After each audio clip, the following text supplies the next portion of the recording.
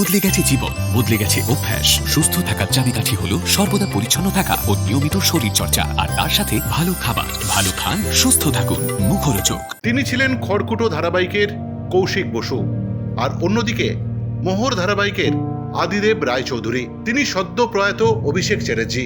দুই ধারাবাহিকের দুই চরিত্রে অভিষেক ছিলেন বিপুল জনপ্রিয় আর একই সঙ্গে অপরিহার্য। তার প্রয়াণের পর থেকে দর্শক মহলে একটাই প্রশ্ন, কোন অভিনেতাদেরকে নতুন করে দেখা যাবে এই দুই চরিত্রে? কারণ সেটাই হবে অভিনেতার প্রতি যথার্থ শ্রদ্ধার্ঘ। আর ঠিক সেটাই হতে চলেছে। দুই ধারাবাহিকেই এই দুই চরিত্রে নতুন কোনো অভিনেতার এন্ট্রি হচ্ছে না। সেভাবেই সাজানো হবে ধারাবাহিকের আগামী প্লট, জানিয়ে দিলেন চিত্রনাট্যকার ও পরিচালক লীনা গঙ্গোপাধ্যায়। হ্যাঁ, অভিষেক চ্যাটার্জির মতো অভিনেতার এই সম্মানটাই তো প্রাপ্য।